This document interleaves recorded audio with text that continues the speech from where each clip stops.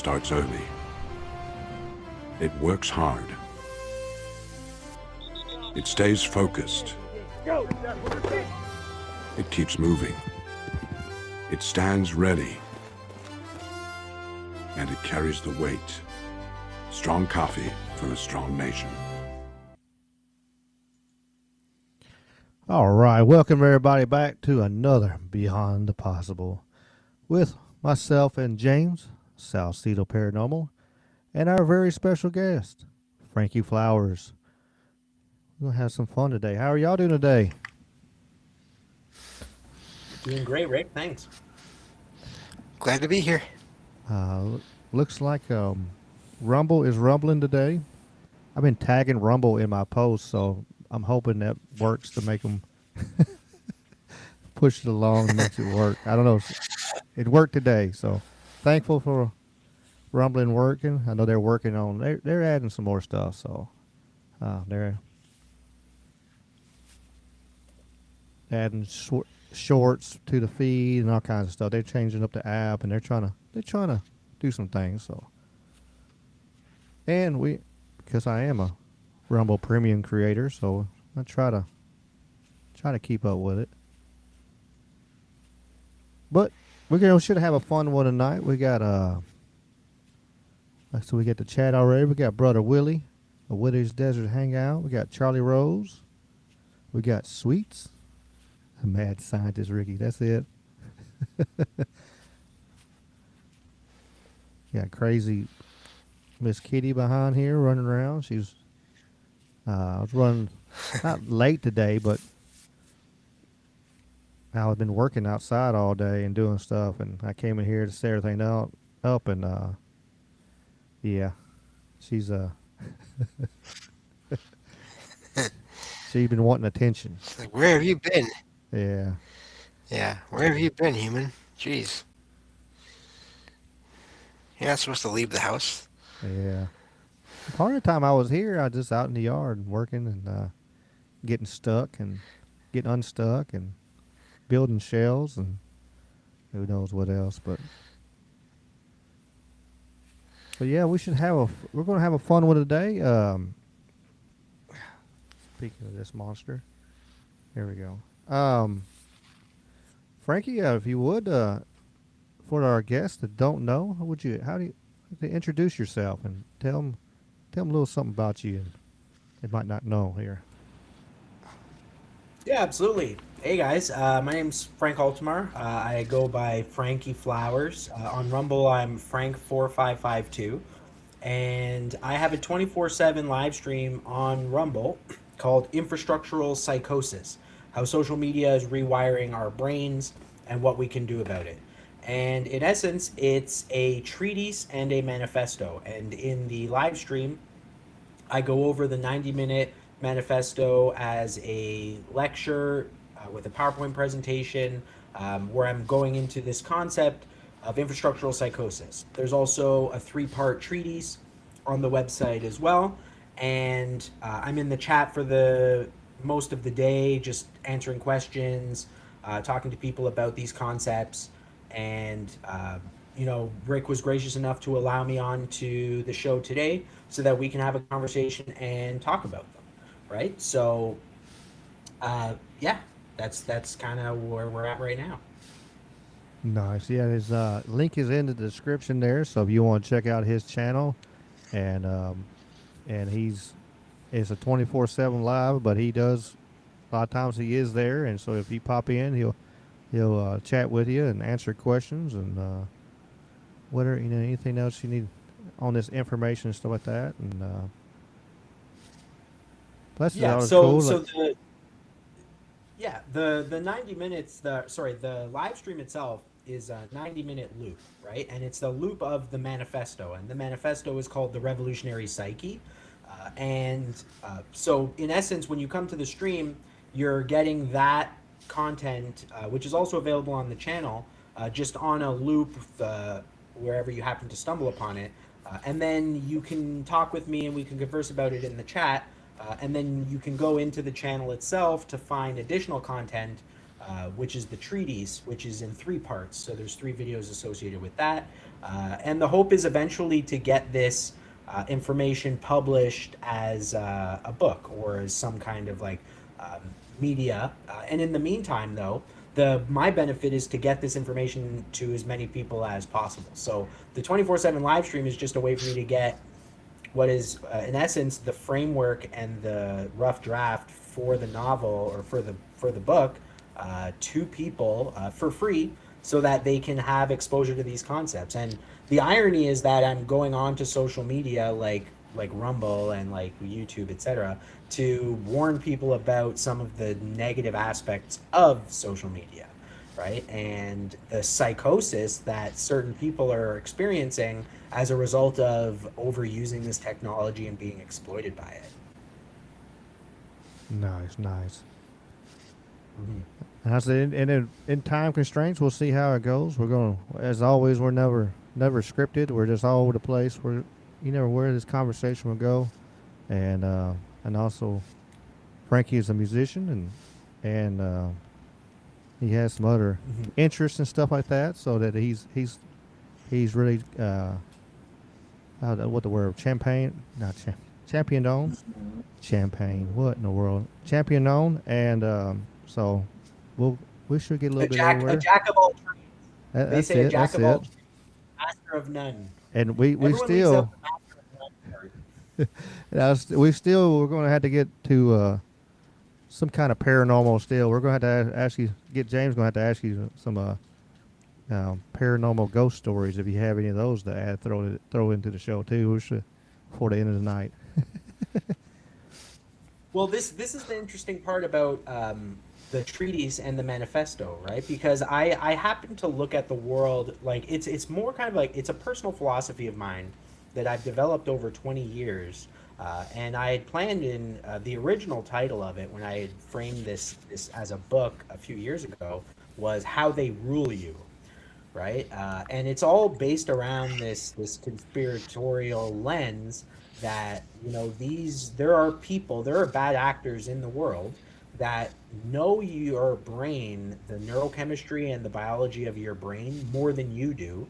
And that they use that to subtly nudge you in certain directions to get you to purchase certain products, to use certain applications or social media applications, etc. And this is age old stuff, right? It's like people have always tried to like grift you into supporting a certain political cause or purchasing a certain product or supporting them financially or through your vote or anything of that nature, right? So manipulation has been around for millennia, but it has never been as sophisticated as it is today. And that the technologies that have become ubiquitous in our lives, particularly the phones and the smartphone and the screens and tablets and everything that we use, is an extremely potent form of manipulation and is used to manipulate our psyches on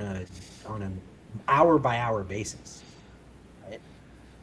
So, and I advocate in the manifesto that, as we integrate more and more of our lives into this digital world, right? Like post COVID, after lockdowns, we've normalized remote, what we're doing right now. These live stream remote sessions where we're having like a digitally mediated conversation, and we're doing it now with school, with work, where we're going less and less into this physical world that we live in and where we have to adapt into this digital world. And I argue that the definition of psychosis is when your reality that you live in breaks from the shared reality we all live in. And when the reality that we live in is mediated through the infrastructure of these technologies, that we're now starting to break our connection to the real world, right? The more we're on social media is not a mirror to our civilization. It's deliberately designed to change it in a way to get certain things out of us: attention, profit, etc.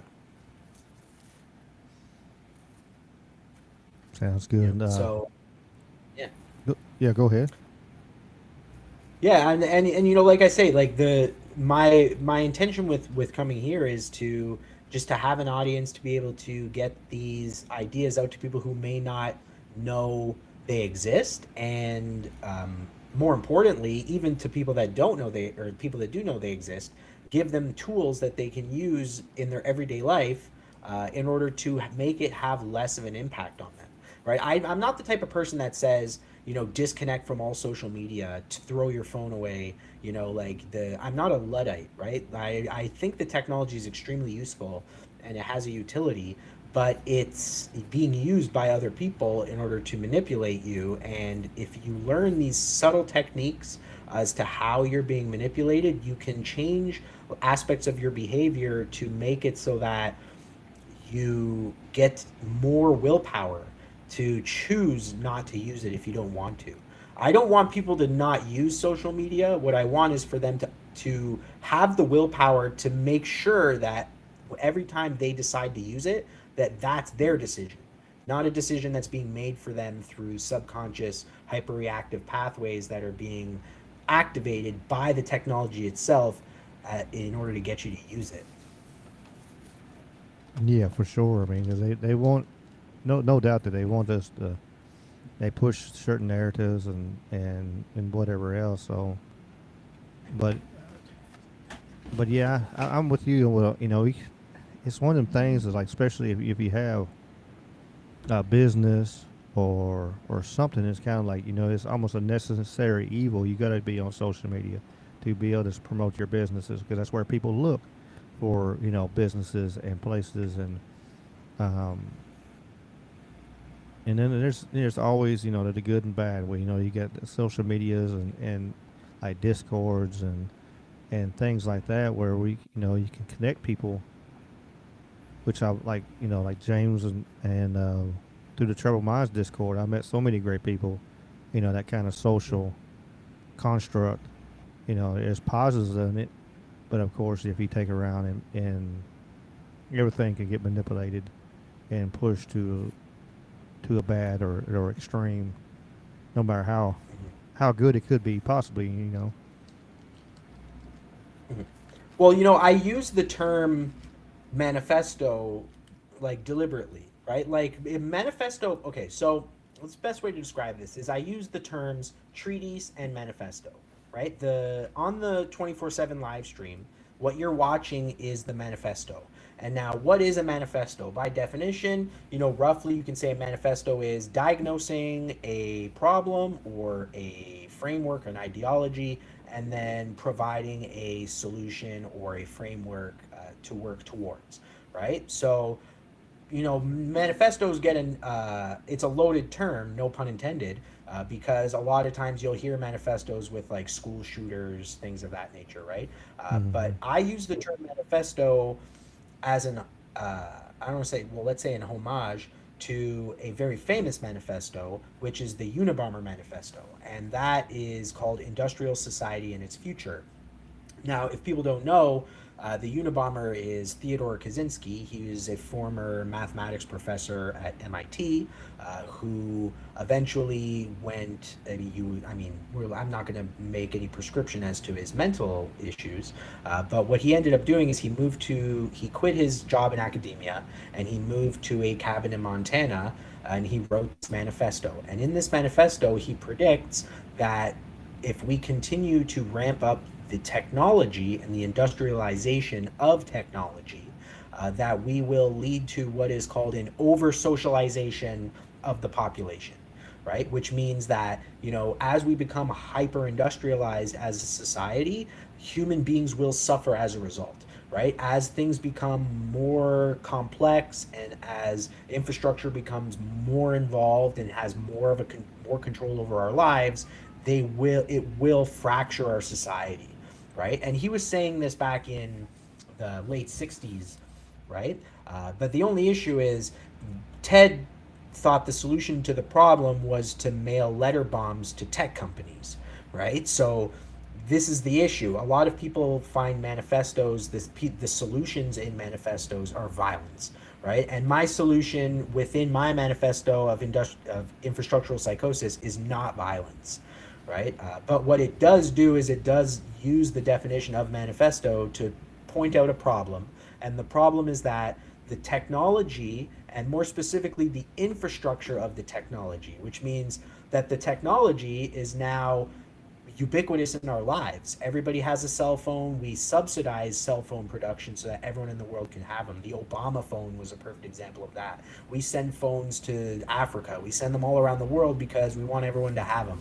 But these technologies have hyper addictive and hypnotic elements associated with them, right? So, I referenced in the manifesto Marshall McLuhan. And Marshall McLuhan is a very famous media philosopher and pundit, another Canadian. And his famous quote is, "The medium is the message," right? So, what he's saying really is it's not about what's on TV, it's about TV, right? And similarly with the cell phone, right? Like, a lot of feedback I get from people that come to my channel is they say, "Oh, I'm not addicted to social media," right? So this doesn't really affect me. But what I have to tell them is like, it's what do people define as social media, right? This is social media. Discord is social media, and like I said, the best part of it is I don't knock on the technology and the utility of the technology itself. The cell phones and the technology therein and the video chatting that we're having now is allowing for us to communicate in ways never ever thought possible in humanity, and that is a net benefit to society. But what happens though is now our ability to socialize has been expanded like 100-fold, 1,000-fold. And whereas before you would have maybe 50 people in your entire social circle in your life, you can now have 500 followers on social media. You can have 5,000 followers on social media, and they all take a little bit out of you, cognitively, in terms of your resources, emotionally, etc., and really kind of warp your perception of the world that you live in, right? Bots, and again, like we said before, I'm talking about psychosis, right? Schizophrenia is like you see things that aren't there, you see people that aren't there. If you have bots online, right? Rumble has a huge bot problem. When you have bots online, you're in essence like you're talking to people that aren't real human beings. You're talking to ghosts in the machine, and that's a perfect definition of psychosis, right? Because you can't determine if these people are real or not, right? So this is what I refer to as a psychosis, right? The term is that I coined is infrastructural psychosis, right? So it's clinical psychosis in that it's a break from reality, but it's not a break from reality because of a mental illness, which is as a result of like a genetic predisposition or something like that. What's mediating the psychosis is the infrastructure of the world that we live in. It's the technology, right? And there's a Yale professor, Keller Easterling, and I reference her book in in the treatise, where she talks about it from an architectural standpoint, right? So if you think of it from the perspective of, like when you see benches in public places, but the benches are designed in a way so you can't lie down on them, right? Like they'll put handles in the middle to stop you from doing that. Like the idea is, or certain sewer grates to stop homeless people from sleeping on the sewer grates. They'll put spikes on the grates, right? Like it's an example of that. It's the architecture of the world that you live in is hostile to you, right? It doesn't respect you, and in the case of social media, it's manipulating your psyche on purpose to get more out of you, right? And in the preface of the manifesto, I talk about the Facebook emotional contagion experiment. And there's a lawsuit happening right now in Los Angeles where Facebook and Snapchat are being sued for making people depressed, right? And one of the key elements in that lawsuit is the Facebook emotional contagion experiment, where I believe it was in 2018. And hold on, let me get my notes here. I'll actually post the study in the chat. Just see here. So there was this study in 2018. That's the Facebook papers. Well, here, might as well just do this. Let's give you. Hold on. Oh, my dog. Um, she's sleeping. You can hear her in the background.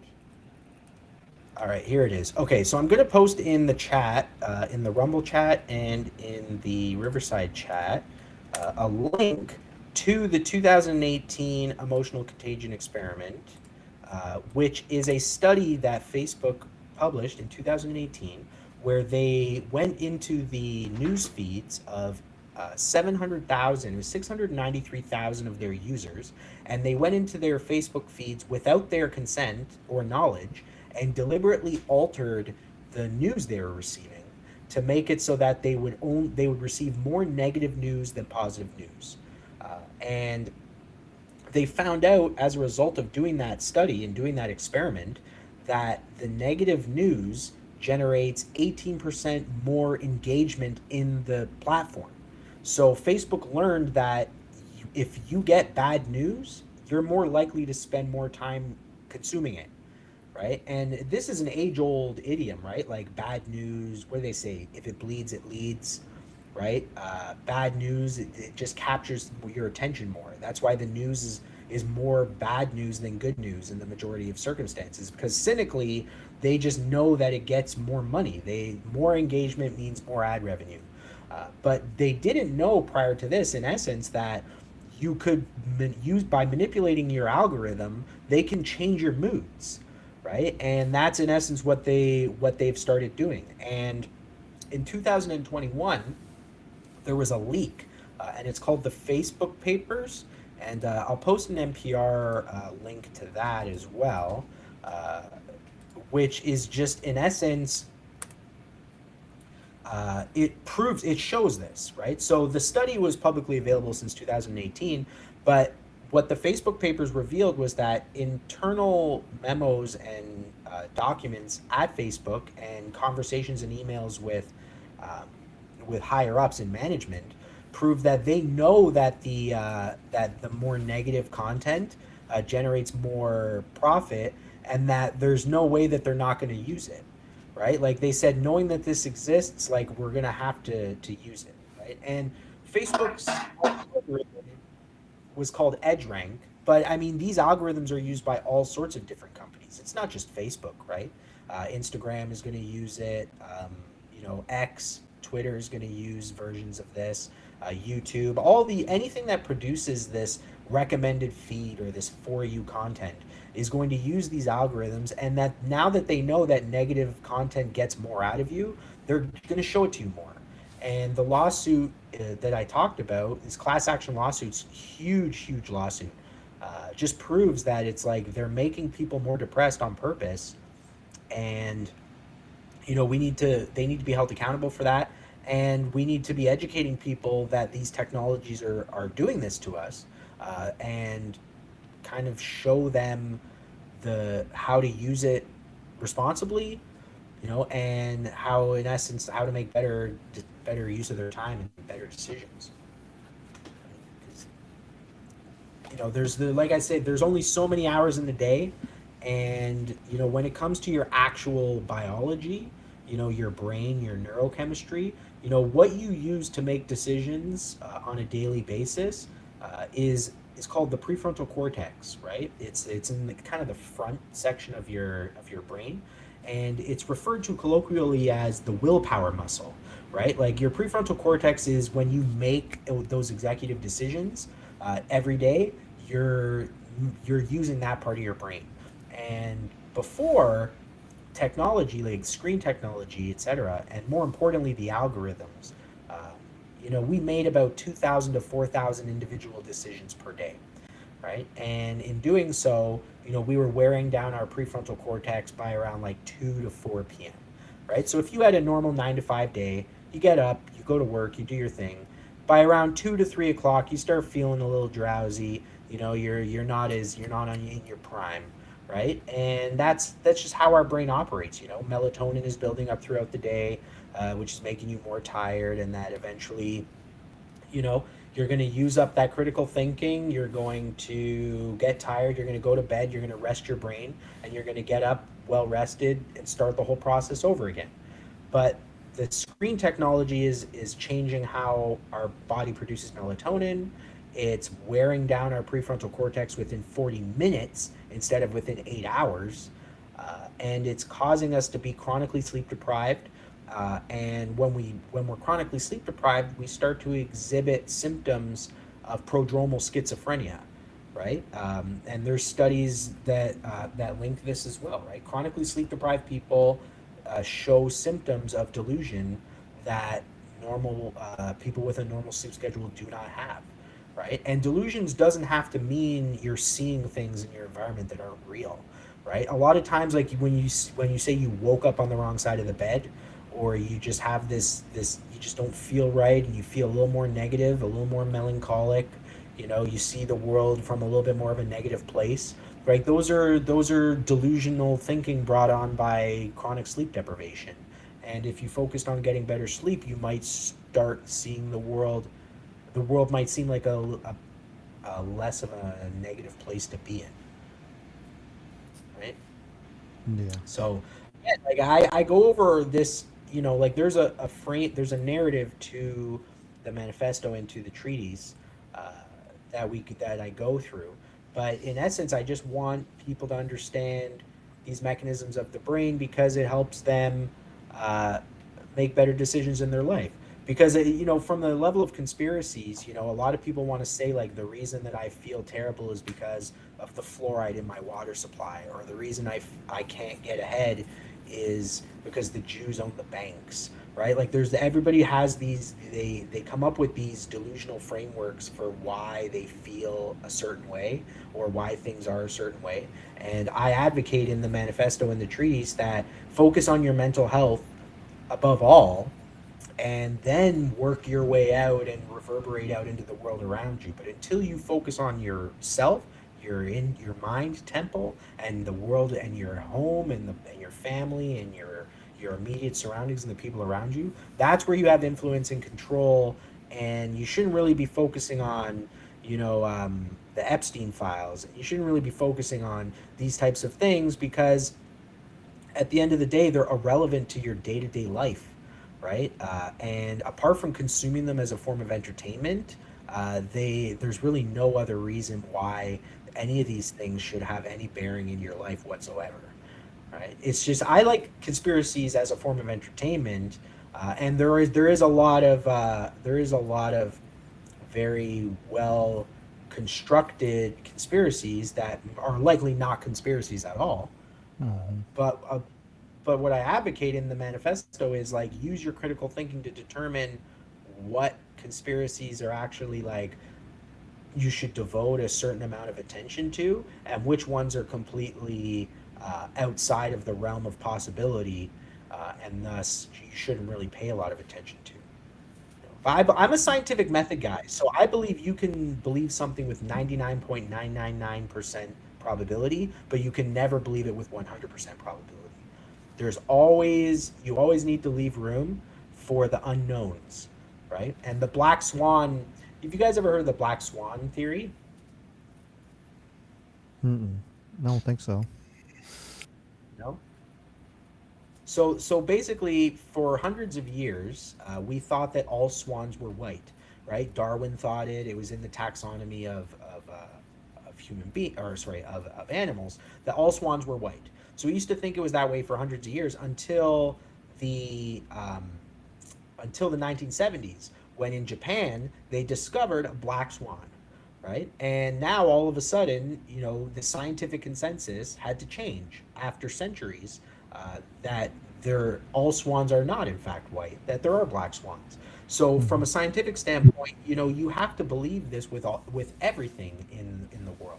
And the interesting part is, when we talk about conspiracy theories, theory has a different definition in the scientific framing than in contemporary framing, right? And so a lot of times when people want to argue against evolution, they'll say, oh, well, evolution's only a theory, right? So, but they don't understand that in the scientific method, right? We are always willing to, I don't want to say we, but in the scientific method, they always allow for your theory to be disproven, right? Because that's the cornerstone to critical thinking and proper logical thinking, is that you always need to be willing to be proven wrong, because that's how you can ensure that there's an honesty and an integrity to what you're saying and to what you believe, right? When I hear people say stuff like "you're never going to convince me that this is this or that," like that means that someone has made a error in their logic processing,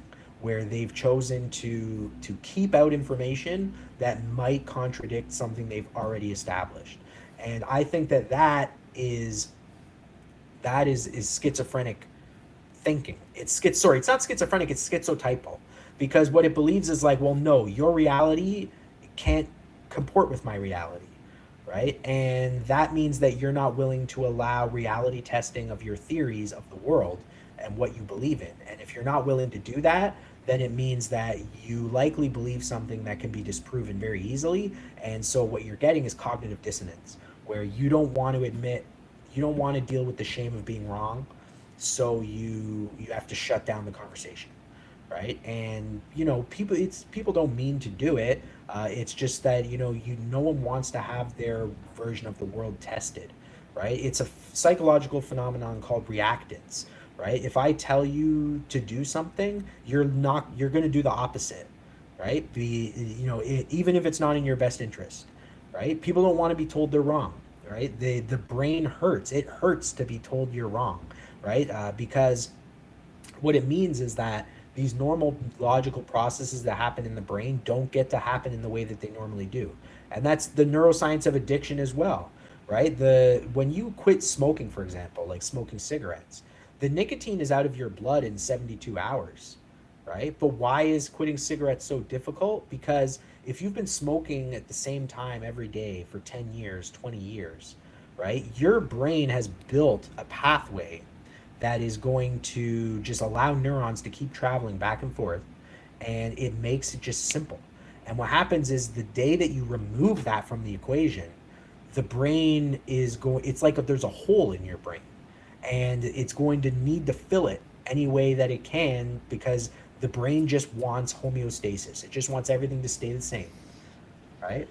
So it's, and like I say, but all of this stuff I'm talking about, the neuroplasticity of the brain, the biology of the brain, like if I know this stuff, like I learned it from reading popular science books over the past like 20 years.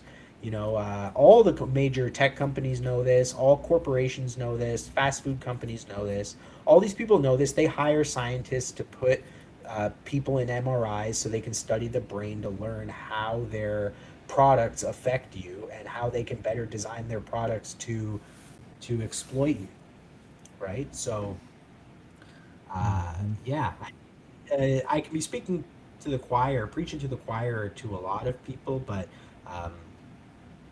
the key thing I just want to emphasize to people is that there are tools that you can use, and you don't have to buy something, right? Like I had a friend of mine recently who showed me a link to it's like not a bracelet, but it's a thing that you wear that's supposed to measure your heart rate variability, right? Because they talk about like, well, how, and I talk about heart rate variability in the manifesto as well, as being one of those things that you can do to help get better control over your mind and over your brain, right? And the only thing is like heart rate variability is very easy to control. Like you can control it through breathing exercises. Meditation is heart rate variability training. That's what it is, right? It's just focusing on the breath so that you can allow yourself to exist in different states of heart rate. Exercise is another perfect example of that. The idea is that you need to have rates of like high heart rate and low heart rate, throughout the day. That elasticity of the heart, that's what is good heart health. That's what allows you to like live, well into old age, is that you're exercising all the parts of your body, right? Your heart being one of them, right? Keep it pumping, keep it working. Because when you have a high heart rate variability, that there are correlations with better mental health, better overall health with high heart rate variability. But if you have a sedentary lifestyle, where you just sit at home and you're on social media, you're on the computer all day, and you go out and get groceries and whatever, but you don't really ramp up your heart rate, you don't exercise much, you don't do anything. That's called a low heart rate variability, and that's correlated with like heart disease and all sorts of other issues, right? But you don't need. This is part of the problem, right? Like I said, like everybody wants to sell you something, and in the self improvement sphere, like you're always going to find people that want to sell you some solution to your problems. And all I'm trying to do is show people things that are free, that are scientifically based, grounded in neuroscience, that you can do on a daily basis to help um, with all of the things that I'm talking about. And I'm not doing it with some like hoo-hoo pseudoscientific um, bend. I'm not trying to sell you methylene blue like Infowars. I'm not trying to do anything like that. I just want people to just have this information and see if it helps, right? Because it's just a personal philosophy I have, and all I wanted to do is put it out in the world and then see who agrees with it and if it resonates with people, right? Because there's a lot of I hear it a lot, uh, you know um, that people are more stressed than ever, and especially now if you look at the way that the political rhetoric is moving, like people think that it's like we're heading towards a civil war, right? Like people think that the world is going to end, and I don't believe that. I wholeheartedly don't believe that, and I think that it's artificially, a byproduct of just the fact that we've integrated so much into social media, and the social media is so ramping up the rhetoric in order to keep us engaged, that we're, like I said, we're entering into a psychosis where the world that on social media is completely divorced from the world that we live in, Mm-hmm. right? Like it was a beautiful day out today. It was a beautiful day out today. And if you went out for a walk and you went and walked around in your neighborhood, like you would not, the war in Iran doesn't affect you, right? And Mm-hmm. and you know what I mean? Like it's that kind of thing. And I'm not arguing for apathy, but what I'm arguing for is like there are people that are focused so intently on the stuff that they consume in social media that they're letting their life go by. Like they're letting their life go to the wayside by focusing and being neurotically obsessed with the actions of like people and that aren't affected, that are irrelevant to them, right? Mm-hmm. I'm in Canada. We might have talked about that before. I live in Canada, but so much of the social media that I get, that I have to that I consume, that gets recommended to me, is American, right? So it's a government and a politics that's completely divorced from the one of my in my own country, but it's being recommended to me, and as such, like even as a Canadian, I talk to my folks and stuff, and they consume CNN and MSNBC. That's what they consume. So when you talk to them, they say, "Oh yeah, Trump's an a-hole, Trump's whatever." When I'm trying to emphasize to them, it's like, "What do you even care? Like, what does it matter to you?" Right? It's like, but again, that's what they do. They consume. That's what they consume. That's the media they consume, right? They Mm-hmm. watch Yep. the news, keep it on during the day. That's what they consume. So that's what they believe, right? But that's not a decision that they made consciously. They're not. They don't know the issues, right? But they pay attention to a news source that is deliberately politically aligned on one side of the spectrum, right? And that Mm-hmm. there's a dichotomy of left and right in politics. And again, like I say, I believe politics is a false dichotomy, right? So the idea is that these people want you invested in these issues because they want your vote, they want your money, they want your attention. They don't care about you. They don't care about the status of your life, right? And that's why like less than 50% of people vote, right? They understand that politics is like it's not for them, right? But then they're also disenfranchised and they're disillusioned. They don't do anything else, right? Like Mm-hmm. I could, like they're, and this is kind of like again, if we get into the conspiratorial element of it, they do this because they want to demoralize you.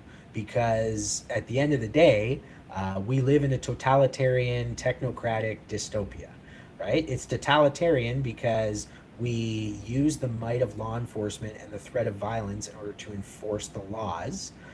And it's technocratic because over the past like century, we have really built out a surveillance economy in the world so that we can use it as a weapon to enforce the laws of that government, right? So, and technocratic from the sense of like large social media companies and tech companies have way too much influence over the way the government is, and there's a revolving door between media, technology, and government, right? Mm-hmm. Uh, it's a dystopia because I mean, it's we don't choose this, right? It's inertia. Like we're being pushed into it as it happens, right?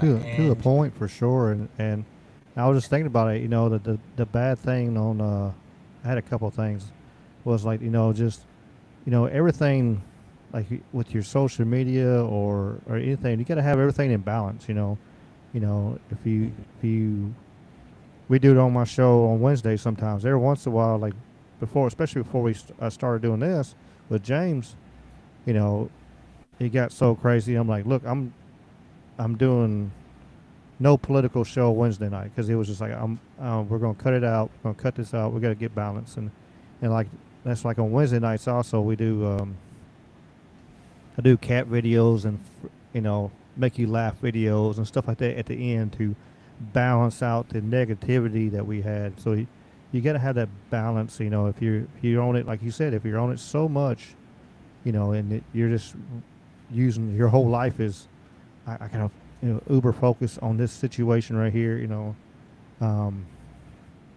can't. You physically you can't do that. And the other thing I was thinking on the the voice of like social media. The good thing about social media is kind of like this, where we can get together and have conversation with lots of people and just different ideas. The bad thing is like there's um, it's able to push a narrative that's a small group of people is all that they're the only ones thinking that.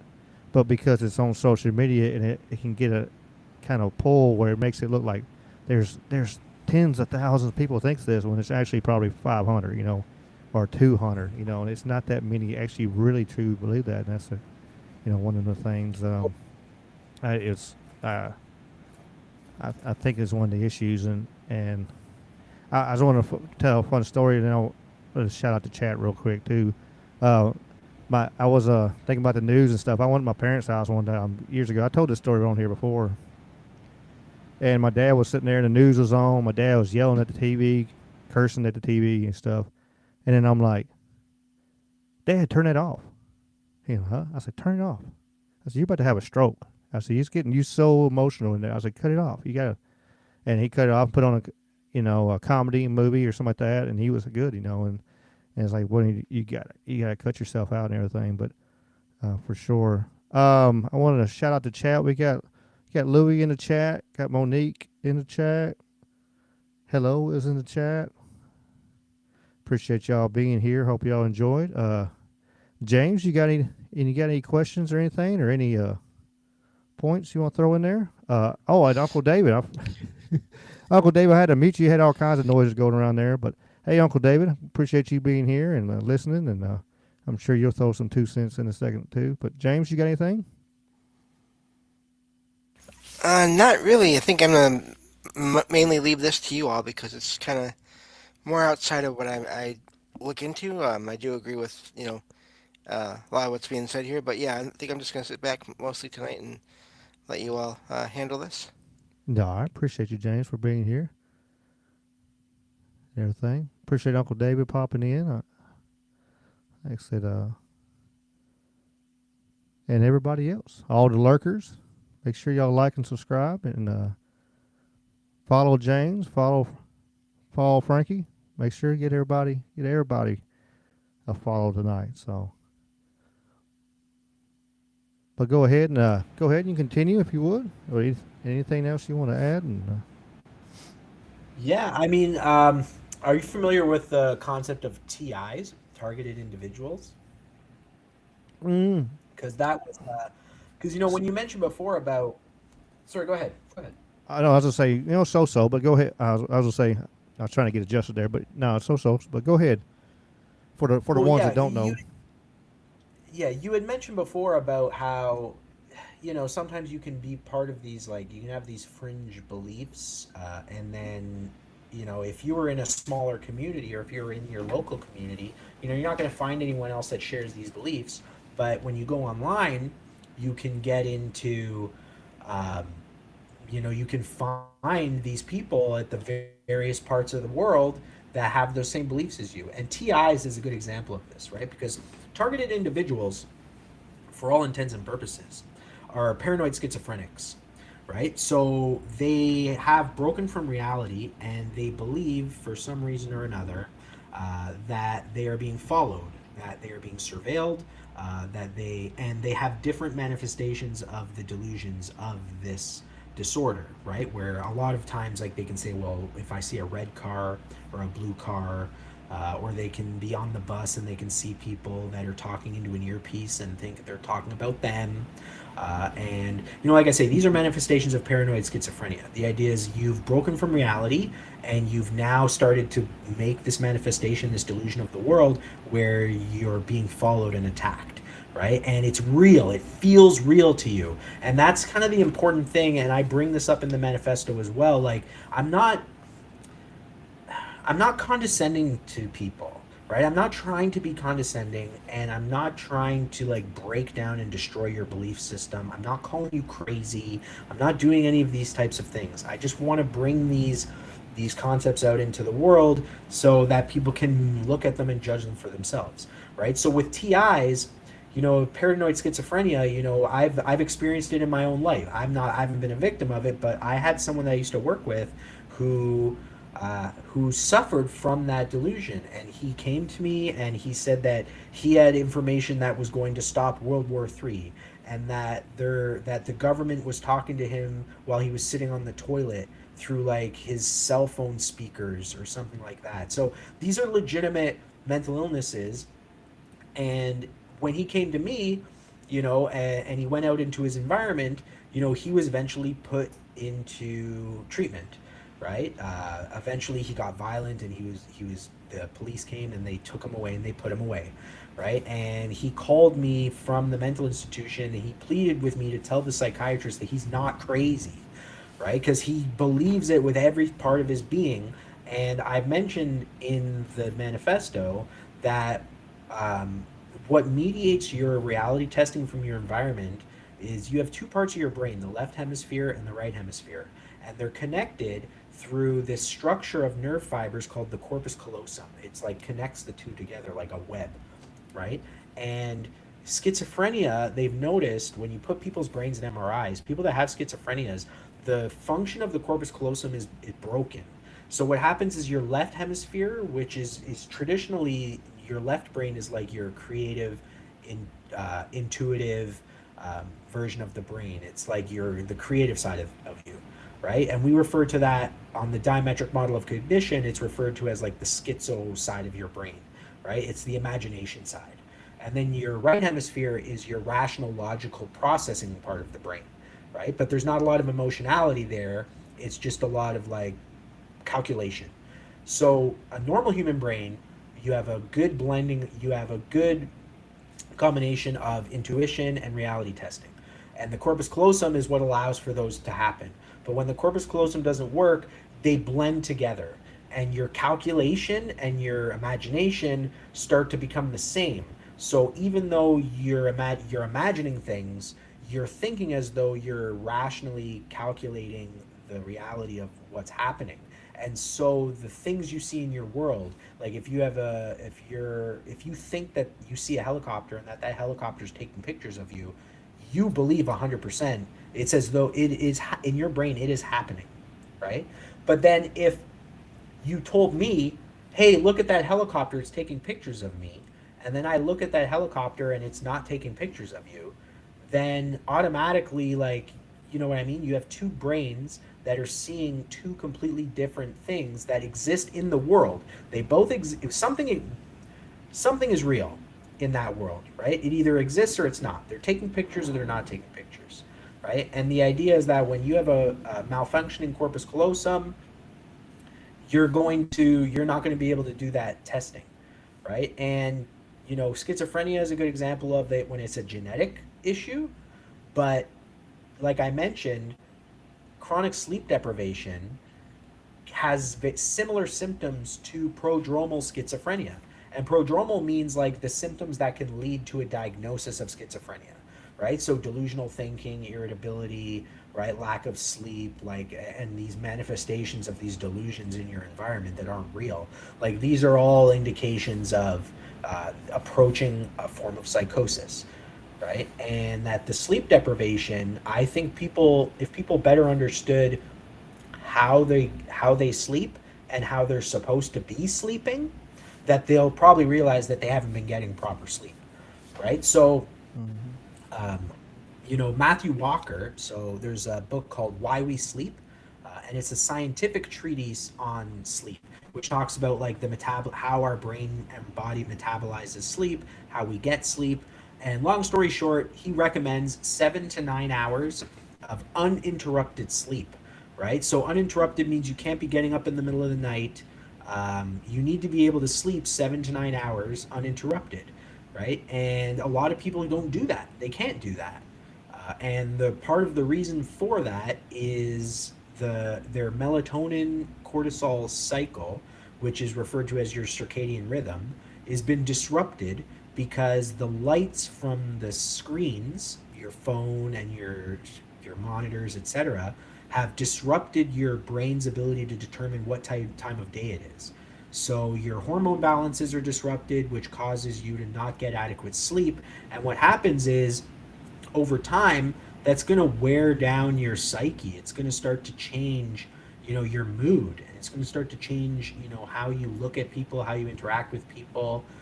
And that's when I really try to focus on, right? Like, so much of how we perceive the world is as a result of our brain and our neurochemistry, and less about, anyways, I'm on a tangent. The last thing I'll say about TIs is if you were a paranoid schizophrenic, you would get committed. But nowadays, you can go online, and there's actually like a conference every year that's held in the UK where multiple paranoid schizophrenics, thousands of them, I think, actually, get together to talk about them being TIs, being targeted individuals. What's it like?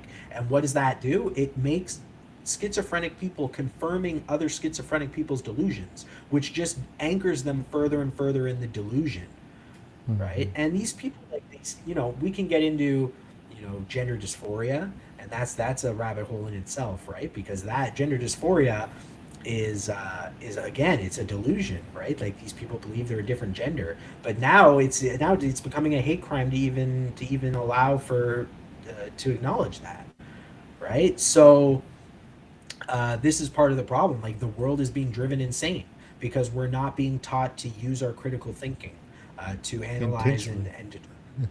Yeah, what's the true version of the world? Yes, because you would look, hypernormalization, right? I like that term. There's a documentary by Adam Curtis where he talks about this concept of hypernormalization.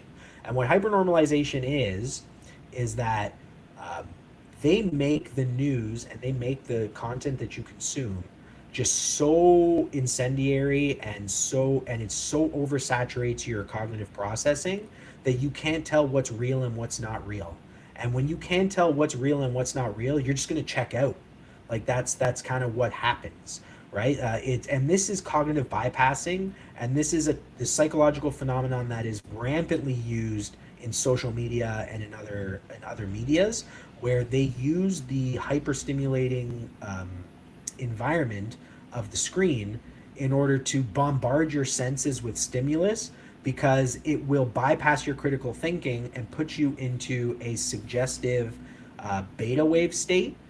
And in those states, you can essentially be harvested for your attention, right? You're like semi-conscious, just consuming content. You're more impulsive, so then they'll sell you things when your brain is just like bypassed and stuff. And You know, that's kind of when you get into this habit of like you're doom scrolling for hours and you don't remember any of it, right? It's like you're consuming content, but you don't remember it because you're not actively consuming it. You're not taking in information and processing it. You're passively consuming it through your emotional processing, right? And emotional processing is different than empathy, right? Emotional processing is if you look at it from the perspective of your thinking brain is your prefrontal cortex, and your emotional brain, your reactive brain, is your limbic system or your amygdala, right? And the fight or flight mechanism, your amygdala is ancient. Human beings have had an amygdala for as long as we've been human beings, and in fact, every mammal has an amygdala. It's your primal instinct. It's called like the reptilian brain. Some people refer to it as, and it's these basic evolutionary processes of like fight or flight, anxiety, fear. Like these are things that drive behaviors in animals, lower thinking animals.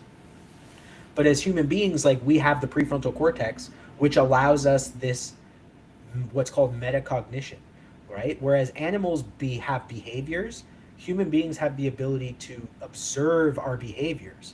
Like we can define them, we can give them names, right? So that's where the term anxiety comes from. That's where the term fear comes from. But these are just the names for emotional states that are mediated by hormones and neurotransmitters in our body, right? So melatonin is the sleep hormone, cortisol is the stress hormone, right? Ghrelin is the satiety hormone, is the hunger hormone. Leptin is the fullness hormone.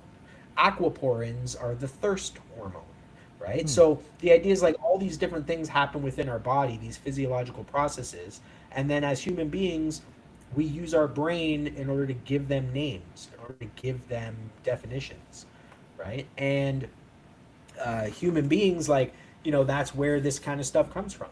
But and like I said, but the whole point of it is the whole purpose of infrastructural psychosis is that corporations know this and that they build these technologies in order to exploit the vulnerabilities in that system, right? Like if I get you in the fight or flight mode, means I have your full complete attention, right? Because I'm telling you that there's um, there's a predator in your environment or you're under threat, right? So when you're consuming social media, you're doing it in like a half anxious, fear-based mode of like, I need to keep scrolling because something might harm me, right? And you're thinking that on a subconscious level. Obviously, it's this feeling that's beneath you that's telling you that there's a threat. And then the problem is, because it's subconscious and because you don't know that the reason you're feeling that way is because of the technology, you're going to give it a different reason, right? And the problem is that there's people are so willing to give you a reason, right? Why you feel the way you feel, right? It's like, that's kind of like a cliche, right? It's like, do you feel restless? Do you feel tired? Do you feel like, you just haven't accomplished much in your life, right? It's like, you need to join the military. You need to join my Tony Robbins wellness course. You need to listen to my podcast. You need to, you know what I mean? There's always someone that's willing to try and sell you a solution to your problem. But I argue these things I call them symptom of life disorders, right? It's like everybody's going to feel a little like we're all going to experience grief. We're all going to experience trauma.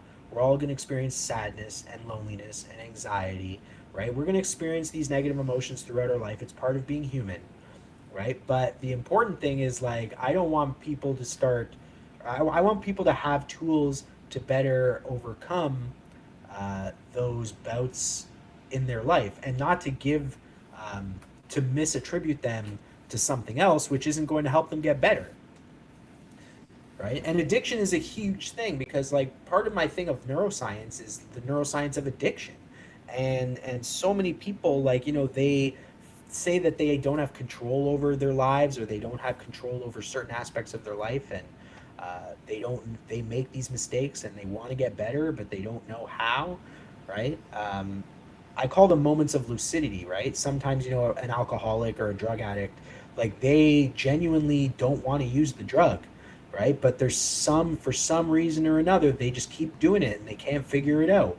And they blame themselves and they self sabotage and they're self deprecating. They think, well, I'm just weak. I can't handle it. I can't control myself. I'm just a terrible person.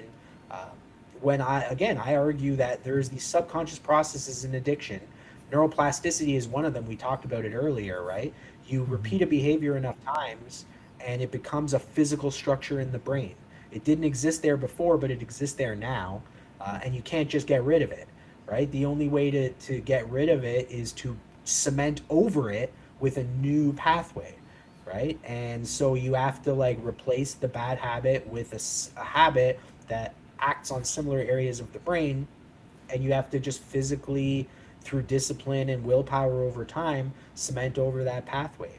But this Mm-hmm. is how you change. This is how you change your mood, right? Because like as an example, like depression, clinical depression is a serotonin imbalance, right? So it's like something has happened that causes your brain to not produce enough serotonin, right? And in certain people, it's a clinical level of depression. Like it can be a genetic reason, you know, like genetically, you can just not produce enough serotonin, and that causes a depressed mood. And that those types of things require like serotonin reuptake inhibitors, like, you know, like you would want perhaps a pharmaceutical intervention would be warranted in that specific case. But we're overprescribing SSRIs and drugs for symptom of life disorders. That it's like if you just if you just got better sleep, learned to meditate every once in a while, and kept these screens and stuff to you know, not to a minimum, but the light is one of the key elements of it, right?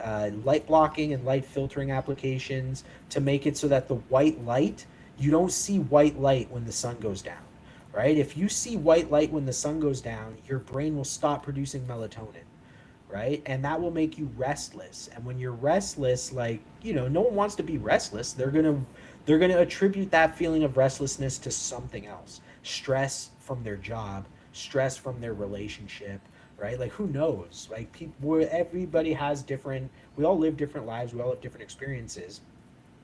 But one of the fundamental things that we tend to do when we're upset and when we're like sleep deprived and stuff is we don't think rationally, right? So we lash out at people, friends, family, relatives, and we behave in ways that we would not behave normally, and we would, you know, we do things that that we regret in other times. You know, when we get that full night's rest, or we think about our behaviors and you know, I advocate for, you know, putting yourself in a headspace so that you can make sure that you don't do that, that you get to be who you are, right? At every moment of the day, right? That you're, and you get to make those decisions.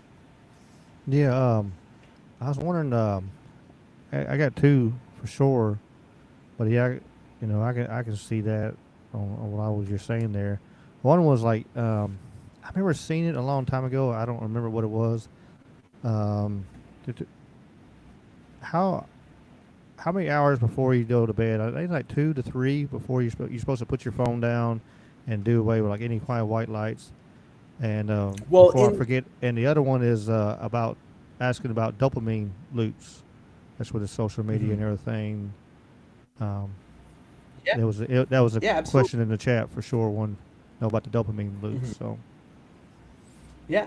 Well, the for so we can do the dopamine loops. We can do the dopamine loops part first. So that's okay. basically the neuroscience of addiction, right? So dopamine is a chemical that gets released to prompt you to seek out a behavior, right? It's a common misconception where people think dopamine is like the pleasure chemical, right? But it's not, right? But what it does is it's designed to get you to seek out pleasure, right? And this basically has to do with like if we look at this from the science of habit formation, you when you first engage in an activity, there is no biological incentive for you to repeat that activity. You know, you do it for the first time, right? And you get a positive association with it, right? Like say it's a drug or something of that nature, then your brain is going to internalize that and it's going to be like, okay, you know what, this was positive, I enjoyed this, So let's, next time we're in the position to, let's repeat that behavior, right? And when it wants you to repeat the behavior, it gives you a little bit of dopamine to get you to go and seek out the behavior, right? So what happens though is the the more pleasurable the activity, the more dopamine gets released, the stronger the pull is to re-engage in the behavior. So in the event of like drugs are super stimulus. They're designed to massively, like overload the brain with endorphins and positive chemicals, which causes the brain to form a gigantic association with that substance, right? And as a result, you repeat the behaviors multiple times. And as I said before, because the brain has a positive association with it, it repeats the behavior. And for as many times as it repeats the behavior, what happens is you have these neurons in the brain, axons and dendrites, and you think of it like left and right, and they're ping-ponging back and forth, right? These nerves, or these neurons, these electrochemical impulses are being shot through space within the confines of your brain. But what happens is when enough of those signals have happened along the same pathway, to make it easier for the brain will create a fiber. It's called a nerve fiber, which is kind of like a highway for these axons and dendrites to travel faster and more efficiently back and forth, right? This is neuroplasticity. So you went from what was originally just a chemical signal in the brain to a physical fiber, a physical nerve fiber in the brain, right? And when you've built nerve fibers like that, they're strong, right? And that habit now has become a part of your identity. It's become like 90% of the world's addicted to coffee, right? So your habit routine of drinking a coffee first thing in the morning, that's a nerve fiber that's in your brain. And every time you get that coffee pot ready in the morning, you're utilizing that part of the brain. But more importantly is that when you get up in the morning, the first thing that's going to happen is your body is going to give you a dump of dopamine to get you to drink the coffee, to get the routine going. Because the thing the brain likes more than anything is ease of use, utility, right? Like we talked before about cognitive dissonance. Cognitive dissonance is the exact opposite of that, right? So the brain wants to just like easy flow of information and processes and things of that nature. It doesn't like using a lot of resources. It's designed not to use a lot of resources. So it knows to minimize resource intensive tasks and emphasize low intensity tasks, right? So that's where you get into this loop of dopamine, where your brain now, once you have a habit built, the brain is just going to be like, just keep doing the habit, because to have to think about something else to do is too much work. So let's just use the habits that we've built, right? And so we learn, if you have good habits, then it's an awesome tool. Because let's say you exercise twice a day, or you exercise 5 days a week, and you do it for a few weeks and a few months, and next thing you know, you've been exercising 5 times a week for 20 years, and you're in the peak physical shape, and you've benefited from that, right? But now take like alcohol as an example, right? Like let's say you have 3 beers every day after work, and you do that 5 days a week for 20 years, right? The idea is that different habits can have net positive or net negative effects on your life. And the issue though is that with something like exercise, there is no chemical from exercise. Your body makes all the chemicals itself, right? So you will yourself to exercise, and then you get the benefits of exercise and the dopamine from exercise at a normal level, because it's all mediated by your body. But when you introduce a foreign substance into your body, like a drug, like caffeine or nicotine or alcohol, now all of a sudden you're introducing what's called a supernormal stimulus. And supernormal means it's outside of nature, right? If you put a foreign chemical into your body, which is designed to give you a dump of serotonin or a dump of endorphins or dopamine, then what you're doing is you're causing like a super amount of that stimulus to occur. And this is what the dopamine loop is, right? Because what happens is that you have to think of these things as like a pendulum, right? when they swing back in one side, it's going to swing back in the opposite side and just as bad, right? So if you get into heightened levels of pleasure and euphoria, then you have to expect to reach heightened levels of withdrawal and negativity if you stop that substance, right? So the dopamine loop is when you engage in these behaviors repetitively because you don't want to experience the withdrawal that comes from not engaging in them, right? And that's one of the key elements. And again, the other part with the dopamine loop though is the social media algorithms. And that's what I'm assuming is what they're referring to, because the pull to refresh algorithm is a good example of that, right? And the pull to refresh mechanism, like you've seen it all the time, right? Or you on YouTube, your recommended page, where every time you click refresh, you get a new set of content. With Instagram, you just infinite scroll. You can keep scrolling; they'll keep generating new stuff for you. The problem is that every time you seek out new content on social media, you get dopamine from it, right? Like you want the like, you want the reply, you want the engagement, you want the novel content.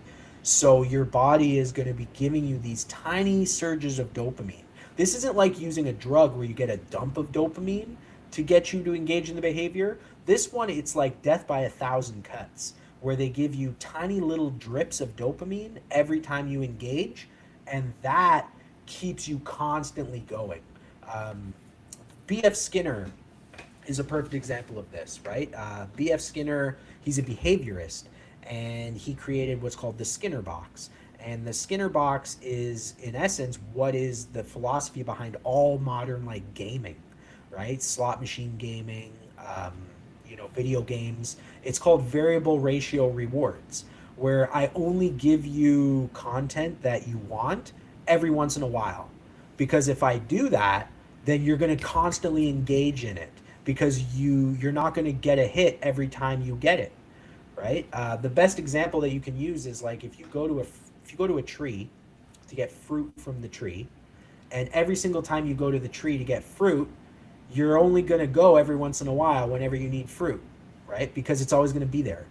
But if you go to the tree and you only get fruit like 3 times out of every 10 times, then you're going to have to constantly check the tree all the time, because you're only going to get fruit sometimes, right? And in the B.F. Skinner, in the experiment, he used like a bird in a box, and every time the bird plucked at this box in his cage, he would get a treat, right? But then after a while, they started taking the treats out, so that the bird only got the treat every few times.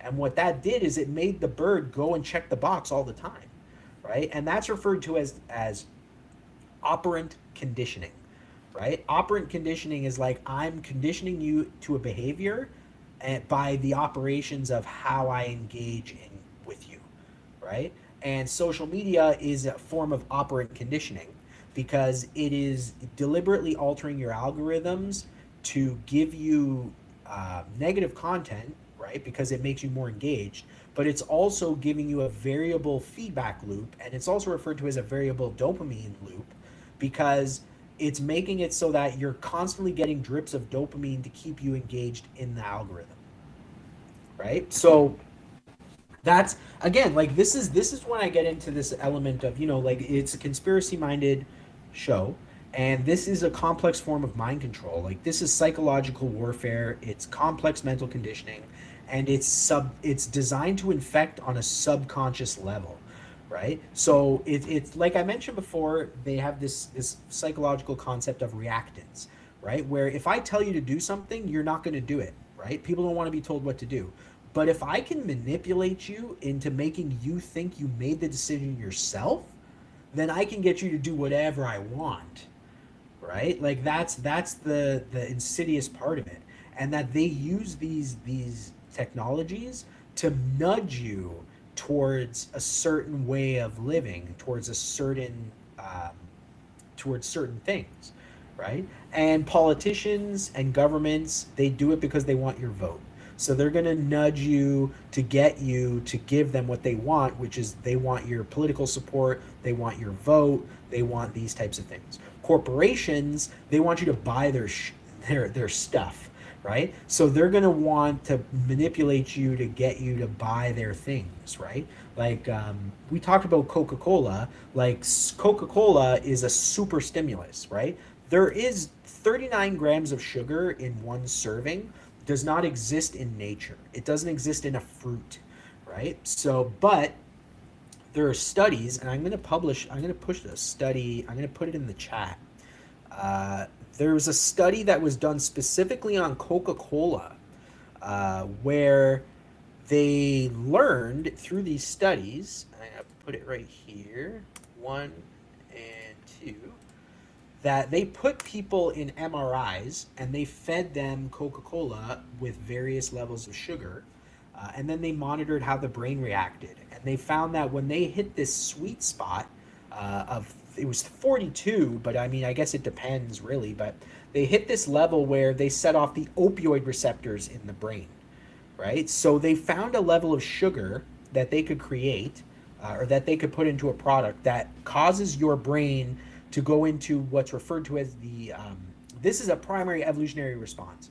So in the manifesto I go over this, where when we were hunter gatherers, you know, we were struggling to find food of any, like, you know, like high fat, high sugar, high fat, high sugar, high protein. Those things are very difficult to find in nature, right? Meat, those types of things. You have to hunt them down, kill them, skin them, process them, right? So as when we were evolutionarily, when we were like hunter gatherers, when we came across these types of things in nature, a buffalo or what have you, we would eat a whole bunch of it, and we would eat as much of it as we could, because who knew when we were going to get it again, right? We may not eat this type of food for weeks or months at a time, and we hibernated as well, more so when we were hunter gatherers as well. So evolutionarily, we learned when we encounter foods that have high levels of these macronutrients that we need to eat lots of them, right?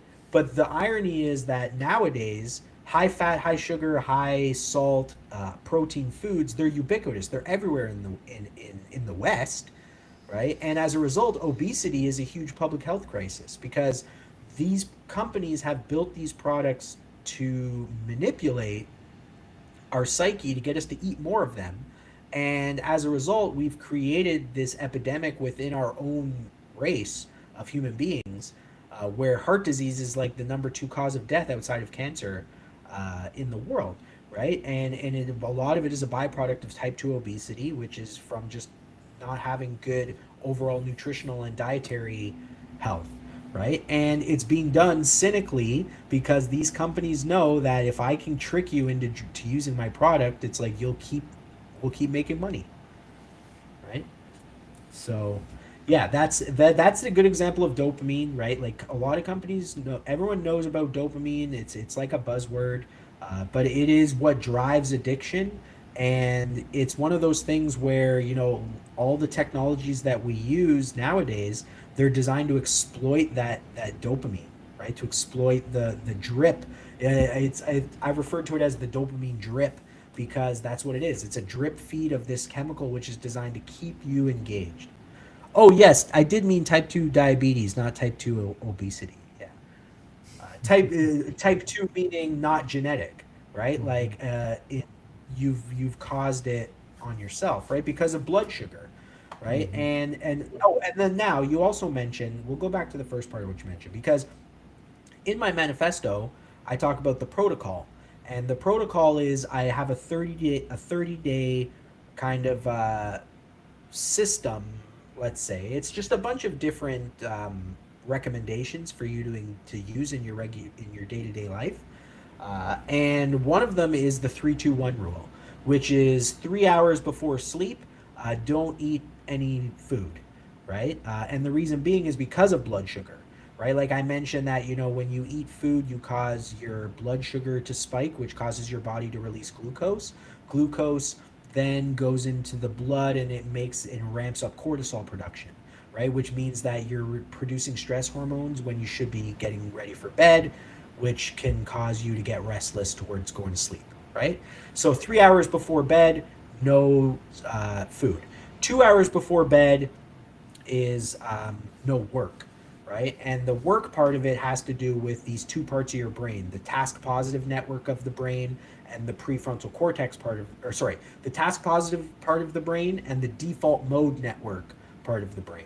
So when you're getting ready for bed, you shouldn't be focusing on work. You shouldn't be focusing on reading emails. You shouldn't be focusing on like doing the dishes and getting, like you the last 2 hours before bed should really be focused on winding down, just kind of like being in your head a bit, kind of like looking over the day, kind of relaxing a bit. And then 1 hour before sleep, it's no screens, right? And that, arguably, I would say, use a light filter on your screens from when the sun goes down. You can get them nowadays. They're relatively, Flux is one of them. It's an app that you can get for iOS. But even nowadays, like Android and Apple and stuff, they have these built into the phones themselves. Night mode, like night switch or whatever they call them, and little things like I have dark mode for my browser, right? Like all those types of things. But the thing I like about Flux is that it uses your clock, your computer clock, to determine what time of day it is, and then it alters the red balance on your screen to better reflect what it's like outside, right? So when the sun goes down, there's very little blue light coming out of the screens, right? And by doing that, it's helping you to allow for melatonin to keep building up. But the no screens at all before bed is just to limit the cortisol, right? Because when you're using the screens, you're ramping up cortisol production, and the cortisol is what you're supposed to reduce, what you're supposed to have the least of when you go to bed. Like in Why We Sleep, in the book from Matthew Walker, he talks about cortisol and melatonin, and it's this balance, right? So best way of looking at it is what causes you to wake up in the morning is you have just enough cortisol to wake you out of sleep, right? So you have just enough cortisol that you've woken out of sleep and your melatonin is at its lowest levels. So when you first wake up in the day, your cortisol is at its highest level, your melatonin's at its lowest level. And then as you go throughout the day, cortisol levels drop, melatonin levels rise, and eventually when your melatonin levels get high enough, you're so tired that you fall asleep, right? And then when you fall asleep, melatonin levels go down, cortisol levels go up. When your cortisol levels get high enough, it wakes you out of sleep. That's how your circadian rhythm, that's how your body is supposed to function. In a homeostasis, when we're not screwing around with our body's circadian rhythm, that's how it functions. But the things that we do, like drink caffeine, which suppresses melatonin, when we use screens, which suppress melatonin and boost cortisol, when we do high stress activities like exercise, high intensity exercise, things of that nature, we play around with that balance. And that over time, if we don't regulate it and we don't fix it, then we get stuck in a maladaptive state that then starts to have a whole host of problems to our way of thinking and also our health just in general. Like if you don't get adequate sleep, then you're not resting your immune system. Like you're not resting your muscles. You're not allowing for yourself to develop, an immunity to certain conditions and stuff. You're more liable to get illness, to get sick, right? And that's just because your body's physiologically, you're not giving your body the attention and the respect that it needs, that it deserves, right? So yeah, that's the thing I would recommend, right? For bed, like screens are one of the biggest things that interrupt a good night's sleep. And having a good night's sleep is is one of the key focuses on making sure that the world is a better place and that you see the world from a more rational, logical, and peaceful lens, is to just make sure that you're focusing on getting good sleep, right? And like I mentioned about the prefrontal cortex, there's certain things you can do while you're the only things you can do to strengthen the prefrontal cortex. There's only two things. One of them is sleep, right? And like I mentioned, it has to be like uninterrupted sleep, 7 to 9 hours a night, and meditation, right? Breathing exercises. Those acts physically strengthen the prefrontal cortex in the brain, and that physical strengthening of the brain will lead into better decision making, better moods, like all of that. Right? A better quality of life altogether, right? And it's just by these little things you can do in your day to day life. A lot of times it's always I do I take everything and I put it in my. I teach jujitsu and I have like MMA fighters I have trained and stuff like that, and for my Mm-hmm. mind to work, a lot of times it's I always put it back to that. It's always just the small details. It's just the little adjustments and stuff like that. A lot of times, and people think, well, I got to do extreme things to make this happen. I can't do that. Well, you don't. You truly like you just said, little details, little adjustments. An hour before you go bed, you put your phone down. You know, put it on a charger on the other side of the room so you can't even see it, and then whatever you got to do. Just them little small adjustments that make a world of difference and make your sleep better, your life better. Make your because you got to be able to rest. I've learned that over the years, working a lot and then training a lot and stuff like that. And I remember I was pushing myself. I was training like 6 days a week and just pushing myself. And I was thinking about trying to get ready for a fight, and then I couldn't do anything right. Everything was just messed up. I couldn't. Everybody was just beating me up. Everybody was catching me. Everything. And I was like, man, what is going on? What is? I shouldn't. This shouldn't be happening. And I realized what it was. It was I was my body was just drained, and I couldn't. I needed rest, so I took a couple of days off, rested, got my rest, and then I came back and I was good as always, or better. Really. So for the What people a what listening, for sure, it's just you don't have to do a whole lot. You don't have to do it extreme. There's no extreme measures. I believe what you're saying is just small little things you can do to make things a lot better for you. Yeah, and like I said, that's kind of what I'm emphasizing, right? Like these, and I'm a musician too, and one of the key things they teach you as a musician is like chunks, break things down into chunks, right? Like when you look at a complex piece of music, and it can seem really daunting at first, but the idea is you just break it down into manageable chunks that you can actually handle, and that's kind of the irony is, you know, um, because from the angle of like politics and things of that nature, like everyone's like, well, what are we going to do? We got to do something. What are we going to do? Right? It's like, oh, we're being demographically replaced. Immigrants are taking over our country. We have no control over our destiny anymore, et cetera, et cetera. And these giant existential problems, and they think like, well, what do we got to do? We got to form a political party, and we need to start petitioning, and we got to start leafing, like setting, or what do they call it, leafleting, and we need to do all these types of things. And then it's like, I really like I said, I that is how you turn people off, right? Because I mentioned about the cognitive dissonance, right? Like the more complex and large the problem seems, the more likely you're just going to be like, no, it's not worth the effort, right? It's and that's why when you learn to break it down into these small tasks, it's like, well, what can you do, right? And I'm literally breaking it down to your biology. It's like I'm telling you, like, look, if you want to make a change in the world, if you want the world to be, if you want to, you need to be the change you want to see in the world, right? So if you want things to be better and to be more in line with what you view, then the best place to start is with yourself, right? And the problem is like a lot of people, like they have the best intention, the best will and intention, that they want the world to be a better place. They see this injustice and they see these problems, and they say like, well, what can I do? Like, what can I really do?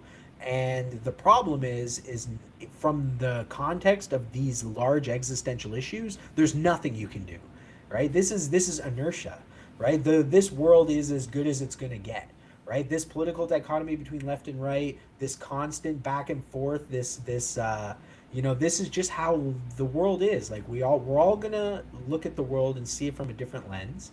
And the problem is that traditionally, the way we used to do it is we would agree that we see the world from a different lens, but we would have to work together to find a common solution to the problem.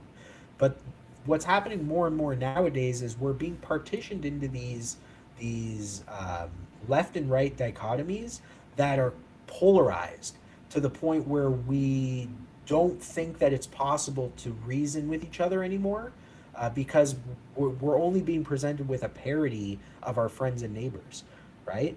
Like the whole idea of like stereotyping the MAGA movement, right? Where it's like they're all human beings, but if you talk to like a BLM supporter and you ask them what they think about a MAGA supporter, like these are people from two polar opposites of the political extreme. Like they will never.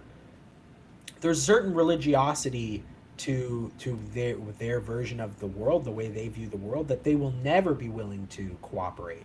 They will never be willing to concede, and concession and conciliation, these are things that need to happen, right? Like in any good compromise, both parties are not satisfied, right? Like that's the old joke, right? Where it's like, but that's how you make a functioning democracy. That's how you keep people uh, that's how you keep the world in a more sane lens, because we have to work together, we have to collaborate and work together to make society function.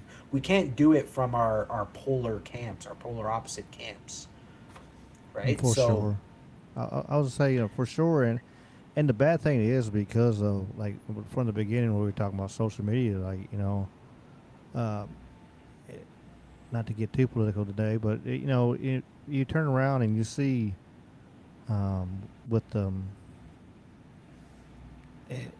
if people actually communicate with each other and actually talk and had a conversation, then most people most people, not the extremes. The extremes are going to be the extremes. They're whatever, but they are a minority. If the actual center, down the line, center people on left and right coming to would have a hot conversation, 75% probably they would actually agree on a lot of stuff. There'll be a few little details and little.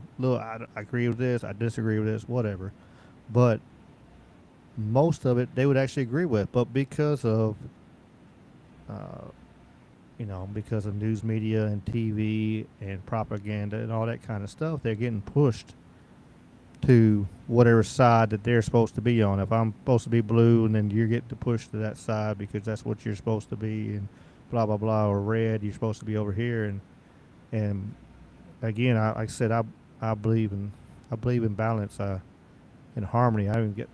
I got harmony tattooed on my arm, even to the point of like it's got to be, you got to have some of it on both sides. You got to have, you know, got to have that liberal mindset of we need to take care of people, we need to take care of the planet, but the other side we need to make sure we're not throwing money away and just destroying. We got to have a balance. It's got to be a give and take. But so much of social media and just the propaganda has pushed so many people to extremes because of just the way it is, and some of it, and some of it is just like you said earlier, it's like bots, and we were looking at talking to computers, and I was showed on talking with conspiracy several times those bot farms where just hundreds and hundreds of phones sitting there. I'm like, this is truly who you're talking to, you know, a lot of times, especially on Facebook and stuff like that. mhm, That's why people need to actually get out and talk to people and having conversation, and mhm. this Well, I've makes a talked about difference. yeah, I talked about mirror neurons, right? And now mirror neurons, that's an interesting phenomenon, right? Because a mirror neuron is when you're in a physical space with someone and you actually look them in the eyes, right? Like your body biologically, like you identify at a subconscious level that you're both human beings, right? And that triggers empathy in people, right? Where it's like that's why, a lot of these conversations, like, keyboard warrior style conversations, where you can say the most heinous, and disrespectful stuff to people because you don't understand them as human beings. You just see it as text on a screen, right? But the idea is that if you're in a physical room with someone and you look them in the eyes, like you're not going to be viewing them from that same perspective. Like you understand that, that there's a commonality to all human beings, right? And when you're actually in a room with them is when you experience that. But as I mentioned, as we move more and more into social media, right? Like post COVID, we schooling for kids is increasingly being done remotely. We have work itself. Like one of my jobs is as an instructor at a college, and it's a hybrid course. So 90% of the classes that I teach are remote, right? My classroom is empty, but I have a whole bunch of students online that I teach on a regular basis. So we're losing out on that, right? Like I mean, because like I said before about Marshall McLuhan, the medium is the message, right? So we can be talking to each other, and and I'm grateful for the fact that we can communicate in the way that we are, but this is pseudo socialization. Like this is not a suitable replacement for us being in the same room conversing with each other, right? Hmm. But more and more, that's what's going to happen, And if you use the conspiratorial, dystopian, black pilled version of it, we're just all going to be in pods, right? And all the socializing that we do is going to be done on computers, and then we're just going to go out, go to work for 8 hours, right? Come home, sit in our pod, consume our media, and socialize with people exclusively online. And it's not the same thing, right? You know, um, it's a good way of describing it. There's a study, and I'll say it briefly. In the study, they put people in front of a computer screen, and they said, "We are going to give you $50, and we want you to give that $50 to a charity, and we're going to monitor your brain while you do it." Right? So they gave the people the $50, and they said, "Pick a charity," and then they monitored the brain activity. A second group, they said, we want you to picture in your head that we just gave you $50, and we want you to picture that you gave that $50 to your charity of choice, and we're going to monitor your brain, and we're going to see how it reacts. And they found that for the people that were just told to imagine giving money to charity, that the same regions of the brain activate as the people that actually gave money to the charity, right? So not to the same level, mind you, it's much less, but it shows that just to daydream about doing something good is enough to actually get people it gives them a certain amount of pleasure, right? And similarly, it's also why people dream about going on vacation but never go on vacation, because sometimes just dreaming about it gives you that little bit of pleasure that just gets you through the day. You know what I mean? And Hmm. that's a way that the human brain, like, we kind of manipulate our own psyche in order to get those kind of results. But it's a perfect example though of, like, you're getting by us socializing like this, we're getting micro doses of what we would otherwise be getting if we were physically in the same room together. So in a situation like this, I mean, for all intents and purposes, like, we're on different sides of the planet, and we can have this conversation with fractions of a second of latency, which to me is just beyond all belief. It's like it's magic, you know. Hmm. What's the C.S. Lewis quote where he says, like, every new technology is indistinguishable from magic, right? I think it's something like that, right? So the fact that we can do this is incredible on its face, but it shouldn't serve as a replacement for actual human interaction. And in infrastructural psychosis, I talk about how more and more and more we're integrating all of our lives into social media. Someone just said here in the chat, what happens when you play with yourself, right? So what about pornography? Is a perfect example of that. Pornography is taking this sexual, this, like, very base human emotion of reproduction and sexuality, and it's putting it into a digital world where you get these tiny little drops of oxytocin, which is like your bonding hormone, but you're getting it because you're masturbating to a fake to like an image on a screen, right? And it's like, but the problem is that your brain at a subconscious level doesn't know that, right? Like it's so you're using your subconscious brain to stimulate yourself into thinking you're having a real sexual relationship when you're not, right? And on a conscious level, you know that you're not, but you still like it because on a subconscious level, you don't know that you're not, right? Mm-hmm. And that's kind of like as like yeah, like pornography and addiction to pornography is a major problem, and yeah, and again, it's one of these things where it's cynical. They cynically know that it's addictive and that they design it deliberately to be addictive. And like all addictions, it requires more and more intense stimulus, which is when you start getting into these weird fetishes. And it's also why you have like this epidemic of like sexual assault and all these types of things where people are so porn brained that they think that like that's a normal part of sexuality. So now you have all these degenerate sexual behaviors that have become mainstream because they're being normalized through increasingly like arousing, no pun intended, because there's the arousal from sexuality, but there's also just like arousing stimulus, like outrage is a form of arousal, right? Those Mm-hmm. types of things, right? So again, it's like that's an example of psychosis, right? Like they create this fake pseudo relationship with these models, these cam models, and then they use that and they exploit the loneliness epidemic amongst men to kind of to get revenue, ad revenue, and everything out of that, right? So it's unfortunate, but again, it's like it's about that.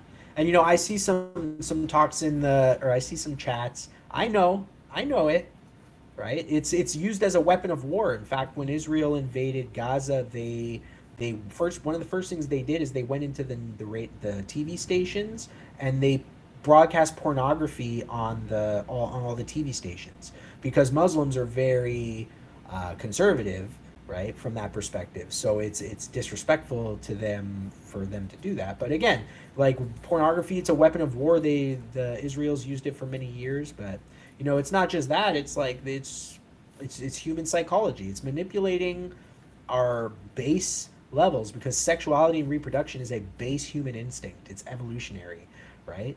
And from that perspective, they know that and they manipulate that and they exploit that, right? So if you're interested in overcoming pornography addiction, there's a book. It's free. It's available online. I think it's called the Easy Peasy Method, and it was a book that was originally written for cigarette smokers to get them to stop smoking cigarettes, but it was repurposed into pornography because it was rewritten in order to kind of like fit it into that category because it's a huge issue. And I'm not I'm just under 40, right? So I'm in like the not the Gen X even, but these newer generations, man, like the Millennial technology then. that they're like when I was a kid, I had to find my dad's VHS movies and his dirty magazines in his filing cabinet and stuff, right? It's like that was how it was when I was growing up. I didn't have access to pornography at the touch of a button, in high definition in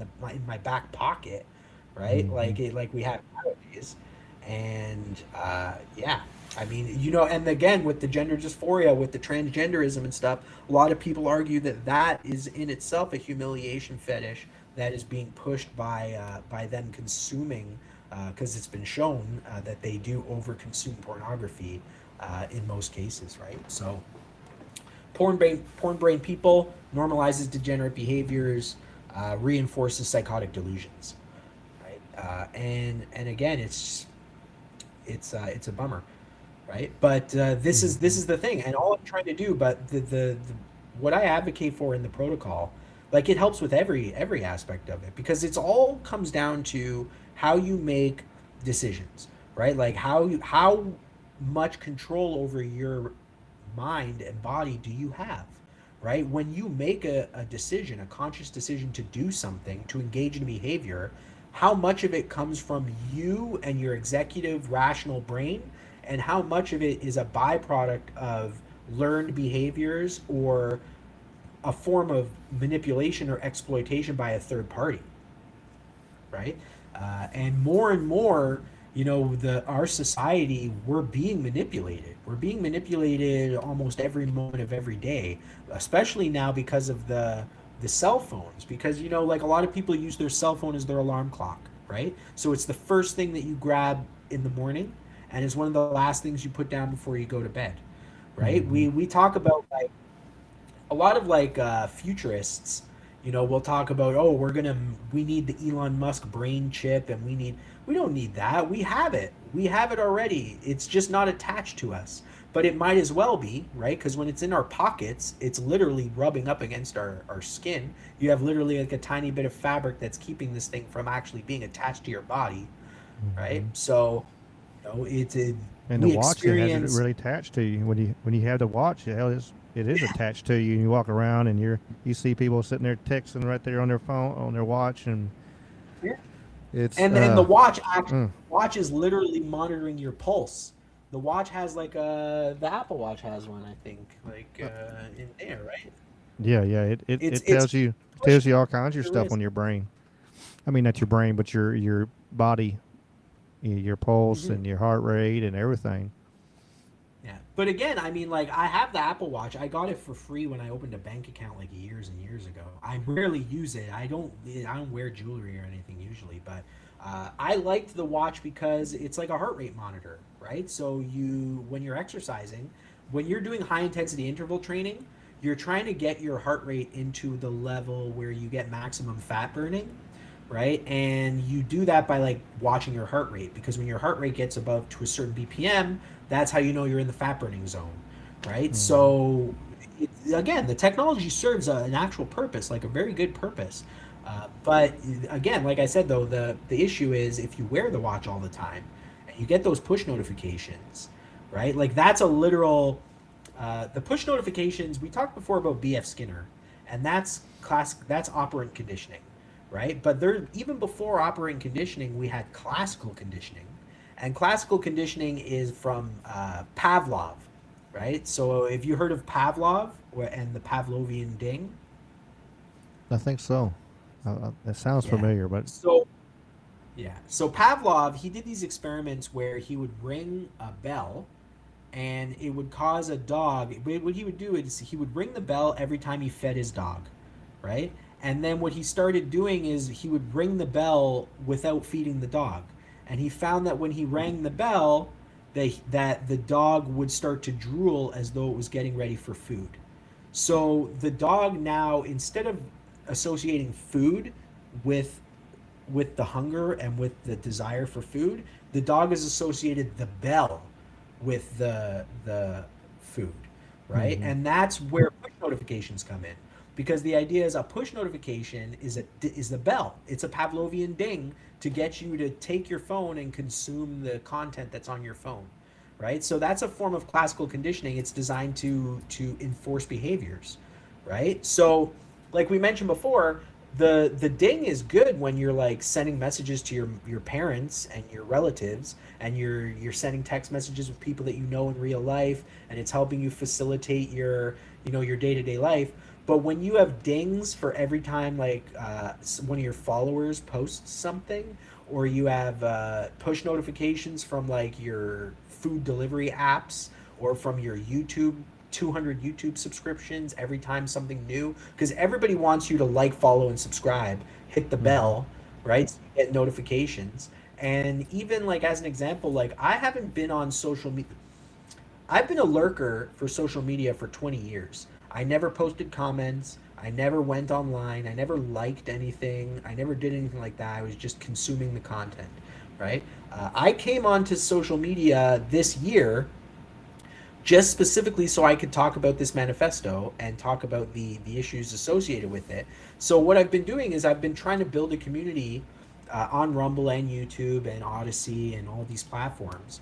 And as a result, like I've been like taking on new followers, and I tend to, every time someone follows me, I tend to follow them back, right? And what I've started to notice is my Rumble feed is filling up all the time, right? Where there's always reposts, there's always new things coming up. It's where it to a point where it's impossible to go through it all, Mm-hmm. right? And the thing is that um, that's an example of that over socialization, right? Where it's like you have all this content that people want you to consume, right? And but there's only so many hours in the day that you can consume it, right? So it's like, what do you in circumstances like that? It's like that's where you get into this burnout, this cognitive burnout of like trying to decipher what's valuable out of this content and what's not.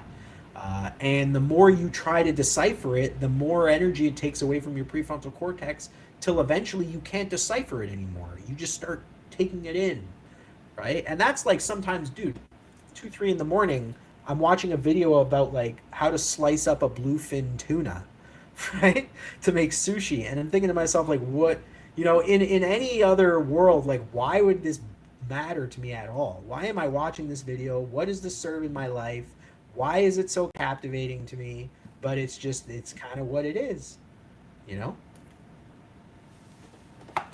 So, So might yeah. have a question in the chat there, Watchman. There we go. Uh, which one? It'll pop up in Oh, just a yeah. second. There we go. I take questions. I take questions. Do I believe in God? Uh, yes. I mean, this is kind of the joke of it, right? It's like, what God? Who's God? A God? What is your definition of God? Right? I believe like this is the best way, because when someone says, "Does he believe in God?" what they're asking me is, "Are you an atheist?" Like that's what I imagine most people are saying. And no, I'm not an atheist, because to be an atheist is to say that I believe with 100% certainty that there is no God. And as I mentioned earlier, like I believe in Cartesian method, right? That's the basis of where all science comes from. It's the philosophy of science, which basically says that I can't believe anything with 100% certainty, right? So I would not be able to make a claim that God does not exist. But, to give you an equal balance to that, I can also not say conclusively that God does exist, because God varies from person to person, right? Like, if it says watchman, right? So does that mean you're LDS, right? Are you Mormon? Are you Jehovah's Witness? Like, there's over 100 different sects of Christianity, and they all happen to believe different versions of the same story, right? Muslims believe Jesus existed. They think he was a prophet. Jews believe Jesus existed, but they don't think he was the Messiah, right? So who's God, right? Let me put it this way, because again, like I say, I'm not interested in condescending to anyone. I think religion has as a tremendous value in people's lives. It gives them a moral framework, and a way of looking at the world. It gives them strength and courage. It gives them answers to the difficult questions in life. And it's, people need that, right? Certain people like need something like that to ground themselves in life, because they can't come up with a moral framework outside of that, right? It's what they grew up with. Like, I grew up Christian. I went to church. My folks both were practicing. So I understand the religious element of it. Um, you know, but like I say, that's why my question is, I can't say anything with 100% certainty. One of the things that fascinates me is there were studies where they showed in what do you call it? Um, ERs, right? So emergency rooms.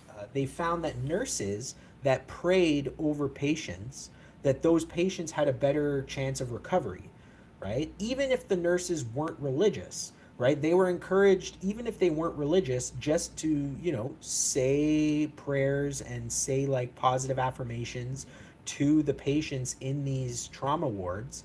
And that when they did that, that those patients recovered more so than not, right? So there's something there, right? And that's where, like we can talk about the science of auras, or I mean the science of auras, but we can talk about auras and spirituality and manifestations of spirituality, and we could talk about the chakras and the different kind of like um, the different spiritual frameworks that are based around how we look at the world. But in the manifesto, I talk about these as an ontological model of the dual hemispheres of the brain, right? So we have the left and right hemisphere of the brain.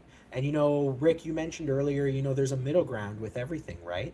Mm-hmm. Truth lies somewhere in the middle, right? And the irony is dualism, which is what we're talking about, right? Right and wrong, good and evil, God and the devil, right? Like all these types of things. That the dualism that exists in the world and in nature and in religion can be thought of as an ontological model of the left hemisphere and the right hemisphere of the brain, right? Yin and yang, 0 and 1, binary, right? All of these things are based around this left right, this dualist model, and that the brain is a perfect example of that. The left hemisphere being the creative intuition part of the brain, and the right hemisphere being the logical, rational, calculatory side of the brain, right? These two things combined produce the human mind as it exists in a normal, rational, functional state.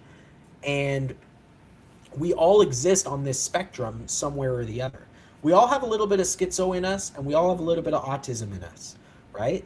But to be healthy is to exist in the center of this spectrum with two poles: schizophrenic pole and autistic pole, right? In psychology, this is referred to as the diametric model of cognition, and it shows that like if you drift on more to one extreme pole or the other is when you start to suffer from mental illness, right? To be completely on the left side, schizophrenic side, is to be schizophrenic. And to be completely on the right side of autistic is to be autistic, right? But the thing is that we all meet in the center. Ideally, we would all meet in the center, right? And again, that's why, throughout history, spirituality, right? This idea of good and evil, this idea of like heaven and hell, the idea of God and the devil, like these are all things that have represented dualism in our world, right? Mm-hmm. And it's how all these different cultures from all around the world can develop these spiritual frameworks, right? Like you have Judaism, Roman Catholicism, Christianity, Hinduism, Buddhism, Taoism, Islam, right?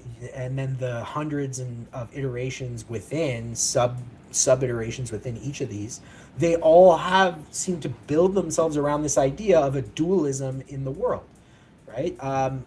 We talked about Zeitgeist earlier, right? Of the Zeitgeist documentaries, and one of the Mm-hmm. interesting things that he Hey, mentions in the first Frankie, Zeitgeist, I yeah, hate to I hate to stop you there, everything, but we're almost hit our 2 hours, and yeah, right on. our friends with Trouble Mind with Mike Strain, he about to start. He's going to do a show on aliens, demons, and portals. The return of Inky. So that'll be interesting show for sure. Um, Hmm. so Well, yeah, I was just gonna say I appreciate you being on here, and sound like we need to have you back on. And the chat was really enjoying. Looks like they're enjoying on both sides on Rumble and on YouTube. We'll have to have you come back on and maybe do a Wednesday night. That way we won't have no limit on Wednesday night. There's no limit on the hours. There's nobody coming behind me, so we can go on into midnight if we want to, or 1 o'clock. Be yeah. 1 o'clock there, but Well, yeah, I'll leave that up to you. I'm really grateful for you to give me this platform to be able to talk with you guys, and I would encourage. Here, I can post it up in the chat. I encourage you guys to check out my streams. I have a 24-hour stream, Infrastructural Psychosis. Like I mentioned, you can look at that. You can talk with me in the chat. I'm in there the majority of the day. If I don't respond, I keep a chat window open so that I can see it when I get home, and then do it that way. So I just posted that in the channel there. And I also encourage you guys, I have a music stream with my band, the Electric Space Circus. And it's kind of like a psychedelic rock music channel where you can tune in and see some music from my band. It's no AI generated stuff. It's all, psychedelic rock that we've created. And yeah, thank you, Mike and thank you, Rick, and thanks James as well. It was nice to meet you, Uncle Dave. I mean, I guess we'll talk some other day, but thanks, guys. I I think really he's just appreciate come to it. listen. And yeah, and if you want me to come back, reach out anytime. Come to my chat, send me an email. I like Yeah, talking about these concepts, right? So I'm and very there's appreciative of that. for sure. There's lots of other channels on here. So if any of y'all want to get with him and want to talk, y'all can reach out to me too, and I can I can do connecting. I'll get you an email too. That way you can come on to some of the other shows. But again, I Yeah, appreciate I've y'all. gone on. Yeah, go ahead, do your Awesome, thing. awesome. I appreciate everybody being here, and let me hit our outro and have a little fun here. Appreciate Sweets dropping links too, and we'll see y'all Wednesday, or maybe never know, maybe a show in the middle of the day. Who knows? Not tomorrow though. I'm busy tomorrow.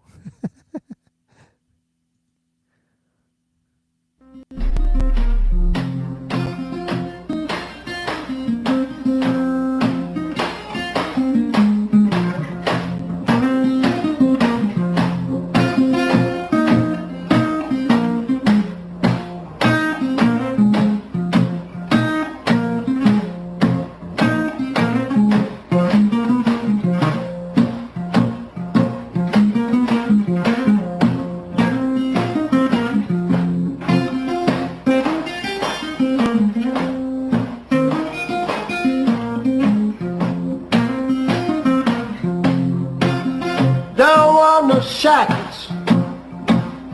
Don't want no shackles on me. Don't want no shackles. Don't want no shackles on me.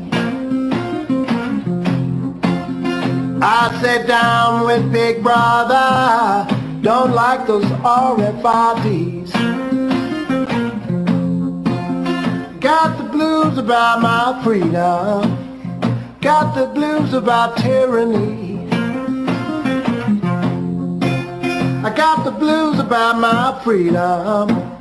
Got the blues about tyranny. I sat down with Big Brother and the national ID. Don't want a chip in my wallet, chip in my car. And if I want to travel, it's nobody's business how far. Don't want no shackles. Don't want no shackles on me.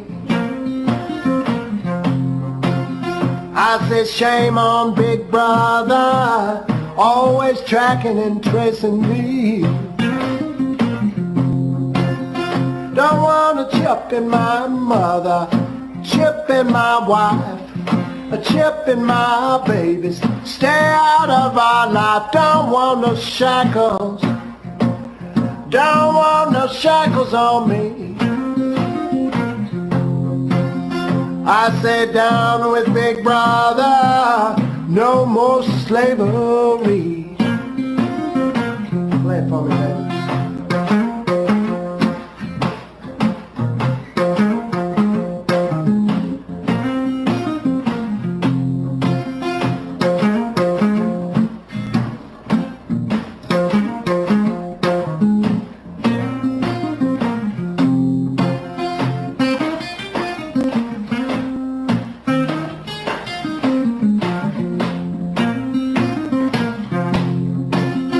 Now, do you want a chip in your forehead, a chip in your arm, always tweaking your brain and causing you harm? Don't want no shackles. Don't want no shackles on me. I sit down with Big Brother in the good old USA. I sat down with Big Brother, down with Big Brother, down with Big Brother,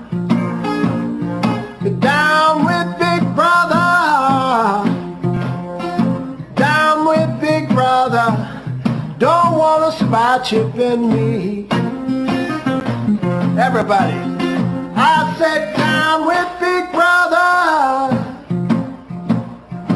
down with Big Brother, down with Big Brother, down with Big Brother, down with Big Brother. It's all about liberty.